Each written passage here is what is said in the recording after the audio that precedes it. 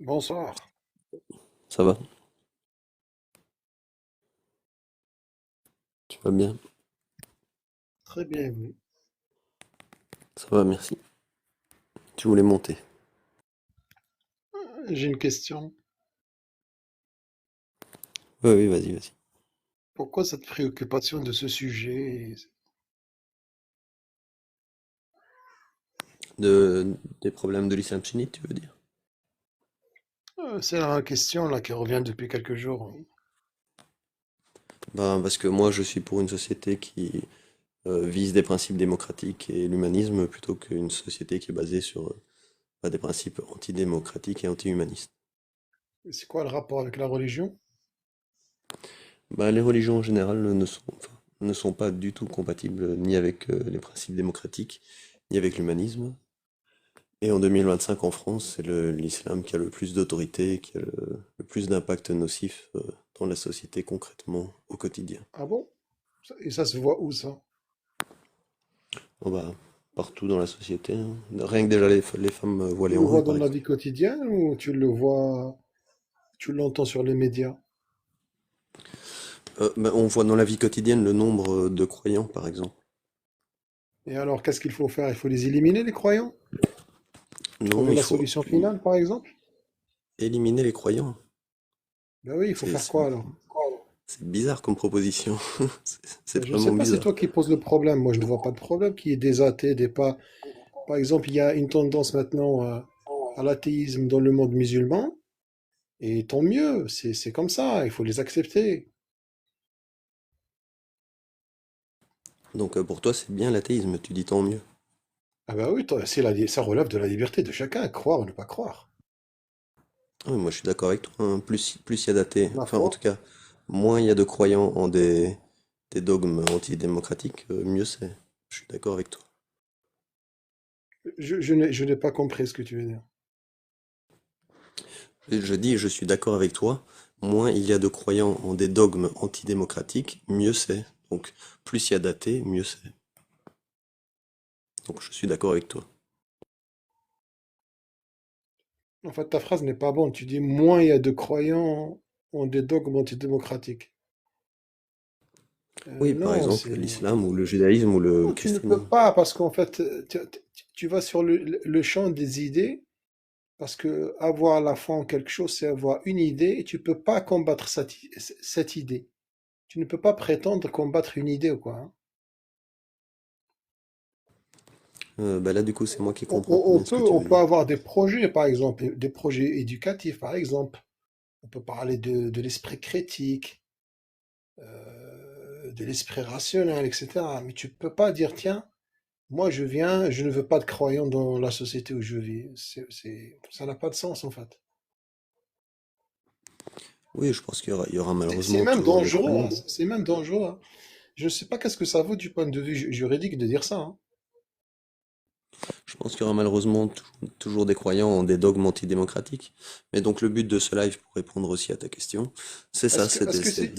d'informer, et plus les gens sont informés, qu'ils soient musulmans ou Moi, chrétiens ou juifs, ou qu'ils soient athées, moi, je veux, plus on est informé, mieux on peut se positionner, et mieux c'est. moi, je veux comprendre. C'est-à-dire pour toi,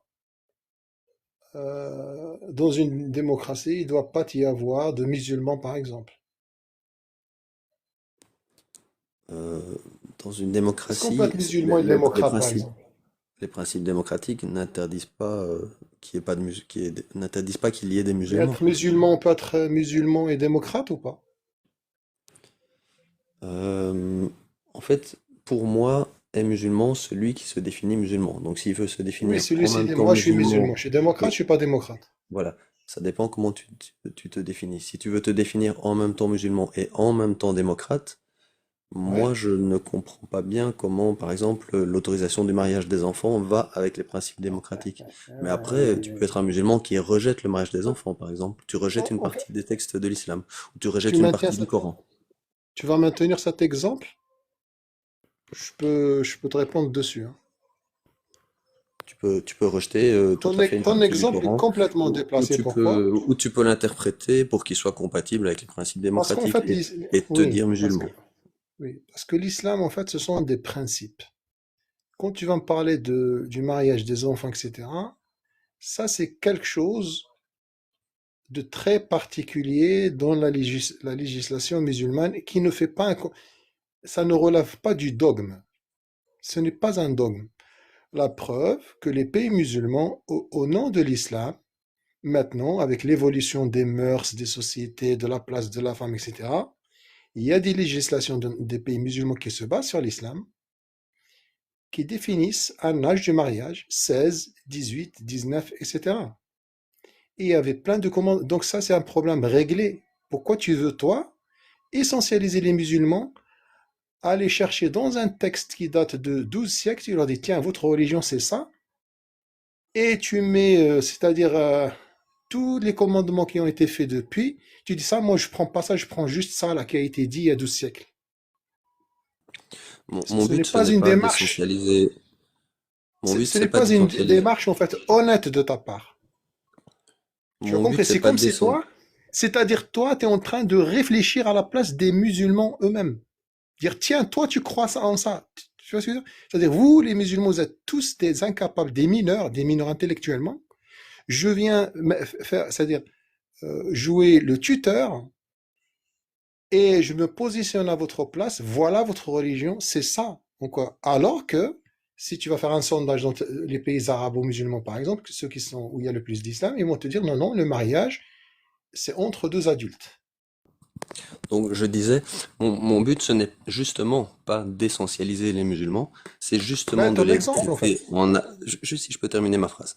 C'est justement de les traiter en adultes, en leur proposant l'information et en leur posant la question à laquelle ils répondront en tant qu'adultes. Est-ce qu'un texte qui autorise le mariage des enfants ou la violence Qu'est-ce que tu conjugale penses de ma ou réponse à moi? l'esclavage, juste je termine ma phrase. Un texte qui autorise le mariage des enfants Ben, je ou ne veux pas revenir l'esclavage ou en la arrière, en fait. Je violence. veux qu'on avance, en fait. Juste je termine ma phrase. Un texte qui autorise le mariage des enfants ou la violence conjugale ou l'esclavage par Non, non, exemple, restons sur le mariage, est-ce que c'est point par point. Ne t'étale pas, on va revenir point par point, hein. juste je termine ma phrase. Parce que Un si texte tu qui t'étales, autorise il y a le risque qu'on juste je sort du termine ma sujet, en phrase. fait. Juste je termine ma phrase. Un Vas-y. texte qui autorise le mariage des enfants ou la violence conjugale ou l'esclavage par exemple, est-ce que ce sont vraiment des textes qui sont d'origine divine ou est-ce que ce sont des textes qui n'auraient pas plutôt été écrits par des mecs à l'époque, il y a 1400 ans? C'est la question que je pose à ces musulmans adultes et à ces non-musulmans adultes aussi. Si tu as fini, maintenant j'ai une question. Moi, là, moi, je viens de t'apporter une réponse. J'ai dit, quand tu fais une fixette sur un texte, un avis, c'est un avis juridique. Ce n'est pas un texte divin, ce que tu es en train de me sortir là, d'accord? Tu me sors un commentaire du Coran qui interprète un verset comme quoi ça concerne les petites filles, etc. Tu me sors ça. Et tu dis, voilà, ça c'est un dogme. Et en même temps, tu dis, tu prétends, toi, tu prétends, et prétendre sans, c'est-à-dire, sans prendre en considération ce qui a été dit, comme quoi le mariage, c'est entre, c'est-à-dire maintenant, on a, dans tous les pays musulmans, enfin, majoritairement, peut-être il y en a un ou deux où c'est chaotique au niveau politique, etc., d'accord, détermine un âge du mariage, 16, 17, 18, 19, tout cela, tu ne le prends pas en compte. Pourquoi tu ne le prends pas en compte? Est-ce que l'avis de l'Azhar, tu le prends en compte? Est-ce que l'avis du ministère des Habous marocain, tu le prends en compte ou pas? Est-ce que ces instances sont religieuses, oui ou non? Voilà, moi C'est ça, je moi, que prends tout en je compte. trouve ta démarche malhonnête, Tout ce quoi. qui Tu concerne, comprends? donc pour répondre à ta question, tout ce qui concerne l'islam, je le prends en compte. Et donc, par exemple, si le Coran autorise le mariage des Ah, enfants c'est ou la violence incroyable. conjugale, Ah, je prends ça en compte. t'es pas honnête. Si Est-ce que certains l'avis maintenant, d'Al-Azhar, tu je le prends en termine compte, aussi, oui ou non? Dis-moi je oui ou termine non. mon idée aussi parce que Est-ce que toi, tu es sinon plus tu vas prendre ton théologien que temps. l'Azhar? Donc, je termine l'idée que j'étais en train de Est-ce que toi, développer. tu es Donc, plus je connaisseur prends, que l'Azhar? Réponds oui ou maintenant, non. si tu veux pas me laisser parler, je Mais peux parce que tu es éventuellement malhonnête, faire je vais arrêter autrement. de parler avec toi, moi, parce que tu es Donc, malhonnête, en fait. Tu es un si tu menteur, en veux. fait. Et donc, Tu es un je falsificateur, tu es un disais, menteur. je, pr- T'es un c'est menteur, bon, t'es un idéologue, t'es un t'as fini? petit. D'accord, c'est de la bassesse Est-ce que je peux intellectuelle, ça, répondre? d'accord? Et je vais partir Donc, parce je que t'es pas disais, honnête. Allez, ciao. merci, bonne soirée. Et donc, je donne ma Bah, réponse. Je regarde, disais, je je prends t'ai le Coran prouvé en que compte. Non, je t'ai attends, prouvé je ta vais fermer bassesse, ton hein. micro alors. Si tu Voilà, descends pas tout seul, je ferme ton voilà. micro. Voilà. Comme ça, je peux terminer ma réponse. Je disais donc, je prends le Coran en compte. Pour ceux qui y croient, bah, c'est la parole de Dieu. Et je prends aussi, comme tu disais, les avis de certains savants, comme ça me fait toujours rire à chaque fois que je le dis, les savants de l'islam. Je prends l'avis aussi de tous les musulmans qui interprètent ça d'une autre façon, comme toi apparemment. Toi, tu interprètes ces textes de façon à ce qu'ils soient compatibles avec les principes démocratiques. Et c'est très bien, bravo. Et donc il faut tout prendre en compte. Ceux qui interprètent de façon à ce que ce soit compatible avec la démocratie et l'humanisme, et ceux par contre qui vont dire que ça autorise effectivement, en tout temps et en tout lieu, puisque c'est la parole d'un Dieu soi-disant pour ceux qui y croient, ça autorise en tout temps et en tout lieu le mariage des enfants, la violence conjugale, donc la 434, la 65-4, donc la 434 pour la violence conjugale, la 65-4 pour le mariage des enfants, voilà, et que c'est la parole soi-disant d'un Dieu qui aurait créé l'univers. Donc il faut prendre tout ça en compte. Et il faut poser la question, et poser la question de l'éducation. Est-ce que ça, c'est vraiment une parole d'origine divine, et qu'on peut interpréter comme on veut, soit en disant que c'est vrai et qu'on peut marier des enfants, soit en disant non, on va l'interpréter autrement, et donc on va pas pouvoir marier des enfants, mais donc certains musulmans vont l'interpréter d'une façon et d'autres d'une autre façon. Cette parole qui est interprétable comme ça, qui n'est pas claire donc, elle n'est pas claire puisqu'on peut l'interpréter de différentes façons. Est-ce qu'elle vient d'un dieu ou est-ce qu'elle vient de mecs qui ont écrit ça il y a des siècles et des siècles. Alors, j'ai une demande de Yous JB. Si tu es majeur, j'accepte.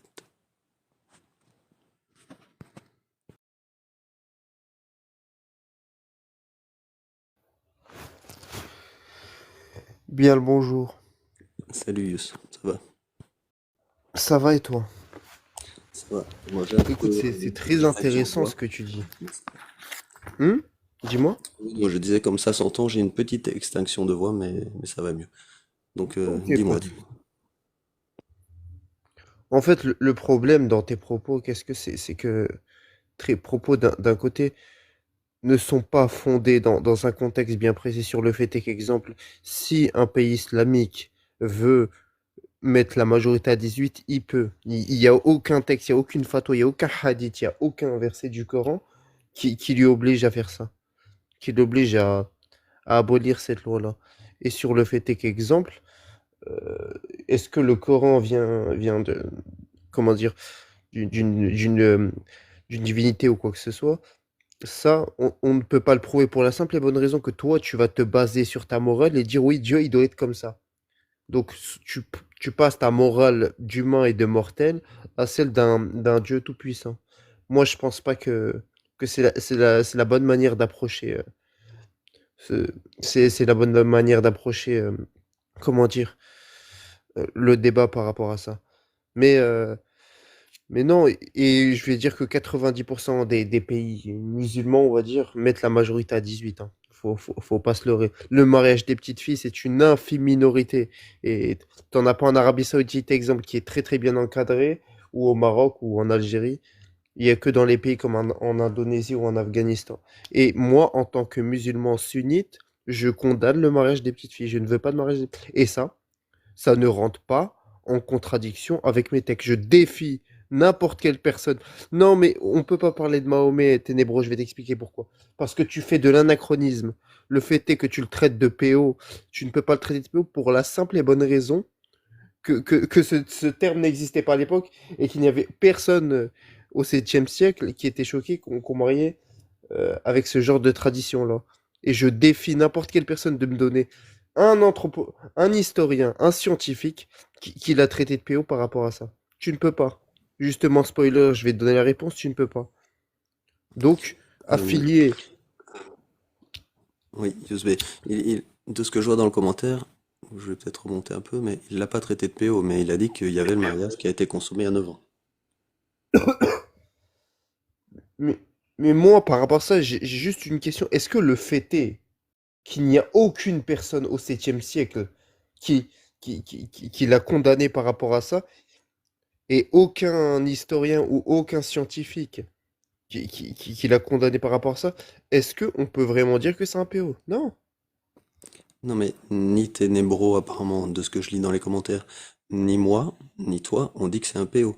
Par contre, on dit que dans les textes islamiques, il a épousé une fillette de 6 ans et il a consommé le mariage à 9 ans. Ça, c'est écrit, pour ceux qui croient que ce sont des textes d'origine divine, bah, c'est écrit dans ces textes-là.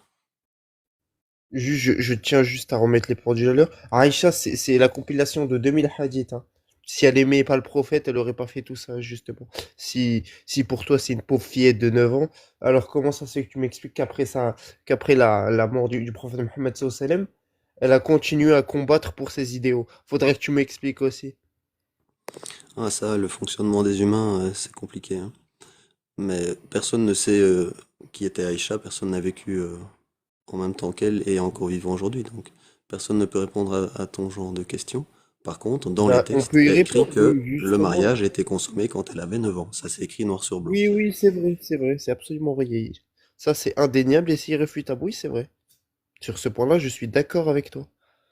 Avait-elle Donc, le choix? Oh là là. la question qui revient tout le temps, c'est est-ce que ça, c'est une parole d'origine divine ou est-ce que c'est pas plutôt des inventions, des histoires inventées Absolument, logiquement et absolument, rationnellement par des humains au 7e siècle? absolument. C'est une parole divine. Elle a été descendue par l'ange Gabriel qui a aidé le prophète Mohammed sallallahu alayhi wa sallam à écrire le Coran. Oui, c'est une Et à parole ce divine. moment-là, j'imagine que tu sais qu'on parle toujours du raisonnement circulaire. Enfin, t'as déjà entendu ça? Le sophisme du Ouais, raisonnement circulaire. Bon, parce que toi, tu me racontes que ça a été descendu par l'ange Gabriel, je sais pas quoi. Comment est-ce que tu sais ça? Bah vas-y, réponds-moi. Comment est-ce que tu pour sais la ça?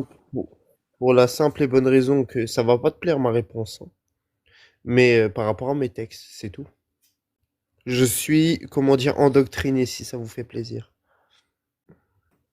Bah justement, ça me fait pas plaisir. C'est pour ça que je propose une réflexion à ceux qui veulent, hein, à ce sujet-là. Après, C'est chacun peut faire la Hartman qui l'a réflexion écrit. à son rythme. Bon, d'accord. Juste, je répondrai par rapport à Atman, mais c'est faux. On a des manuscrits plus anciens avant la compilation, donc tu ne peux pas dire que c'est Atman. Sur les choses textuelles, c'est irréfutable. Vous pouvez pas réfuter les textes islamiques. Sur leur authenticité ou quoi que ce soit, c'est impossible. Même des historiens et des scientifiques ont prouvé que les textes ont toujours été comme ça. Mais ça n'empêche pas que ça peut être écrit par des mecs à l'époque. Mais d'ailleurs, rationnellement et logiquement, c'est la meilleure réponse. Tu sais, il y a un truc qui s'appelle la charge de la preuve. Le fait est que tu dis que ça a été écrit par des hommes, tu vas devoir le prouver. Euh, En fait, le truc Le là, Coran, le Coran sur n'est pas cet inventé. argument précis que tu viens de me donner, tous les livres du monde ont été écrits par des humains. Donc moi, je n'affirme rien d'extraordinaire. Par contre, un croyant, toi par exemple, qui dit que ce bouquin-là, le Coran ou la Bible ou la Torah ou n'importe quel autre bouquin d'une autre Oui. religion, c'est d'origine divine, ça c'est une affirmation extraordinaire. Qui, si c'est vrai et que si c'était vrai et prouvé, ça changerait les connaissances qu'on a aujourd'hui. Et donc c'est à toi de prouver donc ton affirmation qui est extraordinaire. Moi, j'ai pas d'affirmation extraordinaire. Si je te dis qu'Harry Potter ça a été écrit par J.K. Rowling, il y a rien d'extraordinaire. Si je te dis que la Bible ça a été écrit par des mecs, il y a rien d'extraordinaire non plus. Par contre, si toi tu me dis que ça vient d'un dieu, bah, là c'est extraordinaire. Oui, oui, totalement. Juste, je vais encore dire la réponse. Le fait est que tu dis extraordinaire, c'est totalement le mot, parce que ça, justement, le fait est que tu ne peux pas prouver, moi, je ne peux pas prouver de manière empirique que mes textes n'ont pas été écrits par... Par contre, moi, je crois en mes textes, d'accord? Je suis quelqu'un de spirituel, je crois au monde de l'invisible, je crois au miracle. Toi, tu es un, comment dire, tu dois être un athée ou un agnostique, donc tu dois avoir une charge de preuve bien précis, comme exemple les preuves matérielles ou quoi que ce soit. Toi, tu ne peux pas prouver que le Coran n'est pas un livre divin. Comme moi, exemple, je ne peux pas prouver que mon livre est divin. Tu comprends? Oui, et c'est pour ça que je te disais, un livre qui est écrit par un humain, ça n'est pas extraordinaire. Donc, moi, j'ai rien à prouver d'extraordinaire. Par contre, toi, si tu me dis que ce bouquin, ça a été écrit par d'une inspiration divine, d'un Dieu qui aurait créé l'univers, ça, ce que tu m'avances là, c'est une proposition extraordinaire. Donc, c'est à toi un peu de l'expliquer.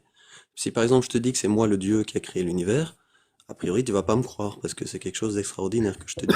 Par contre, si je te dis que Ok. j'ai été à pied chercher mon pain ce matin, bah tu vas me croire. A priori, c'est pas extraordinaire. Hmm. Bah voilà, c'est la même chose. Justement, le Coran lui-même, exemple sur des choses extraordinaires, sur certaines choses, exemple sur la bataille des Sassanides et des Romains, comment un bédouin du 7e siècle aurait pu savoir ça déjà? Comment il aurait pu savoir que les Sassanides auraient eu en 614 l'ascendant sur les Romains? Ça, cet argument-là, exemple, il est, irré- il est très compliqué à réfuter. Pour la simple et bonne raison que c'est un miracle. Je te raconterai plus en détail, mais c'est pas le débat, Inch'Allah. Mais mon livre, il contient beaucoup de choses qui sont véridiques sur la vie, sur la philosophie, beaucoup de choses qui peuvent Ouais. t'apprendre comment dire, comment te comporter, comment, comment tout simplement être bien autour de soi. Parce qu'il faut pas croire le Coran, c'est pas que Aïcha, c'est pas que frapper des femmes.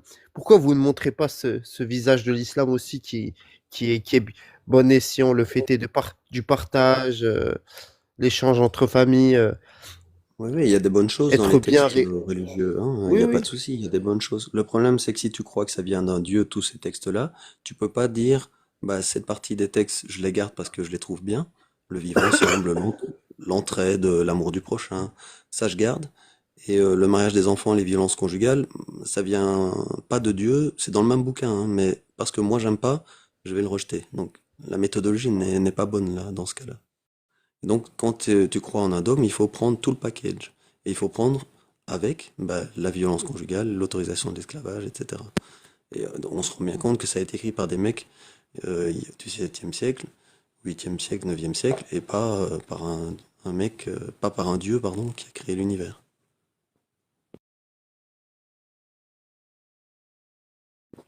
Bon, apparemment, t'as dû descendre, donc si jamais c'était juste un problème technique, n'hésite pas à demander à remonter. Et donc pour cet exemple des miracles ou des prophéties, apparemment beaucoup de croyants sont convaincus par cela. J'imagine parce qu'ils se sont pas forcément renseignés par eux-mêmes là-dessus, parce que tout a été débunké. Effectivement, cette histoire de bataille qui a été gagnée et à l'endroit le plus bas de la Terre, etc., ça convainc vraiment beaucoup de monde. Mais il a aussi été débunké. Déjà, ça a été écrit après la bataille, possiblement. Ensuite, bah, ce n'est qu'un pari, donc voilà, c'est des probabilités, c'est pas très compliqué. Ensuite, ce texte n'était pas hyper précis, donc il dit pas exactement quelle bataille, c'est sur une longue période, donc dans les probabilités, il n'y a rien non plus de extraordinaire qui n'aurait jamais pu arriver. Voilà, il y a des choses plus extraordinaires que ça qui se sont passées. Et donc, ben, de nouveau, rien de ce qui est écrit dans ces livres, la Bible ou la Torah ou le Coran ou n'importe quel autre livre religieux, puisqu'il y a des centaines de religions différentes, rien de ce qui est écrit dans tous ces livres religieux n'a pas pu être écrit par un humain de l'époque. Et d'ailleurs, on voit que ce qui est écrit dans ces livres, ça correspond exactement à la mentalité de l'époque où ça a été écrit. 7e, 8e, 9e siècle. Et on voit qu'il y a l'autorisation du mariage des enfants. On n'avait pas les connaissances qu'on a en 2025 là-dessus.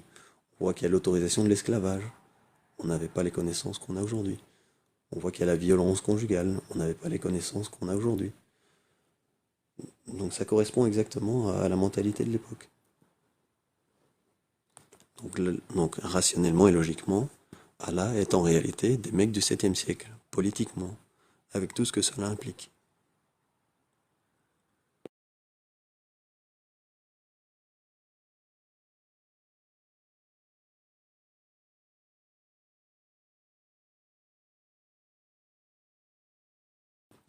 Donc voilà, comme mis dans le petit tableau en bas à droite, le sunnisme n'est plus défendable en 2025, parce qu'on a les informations et on a les moyens de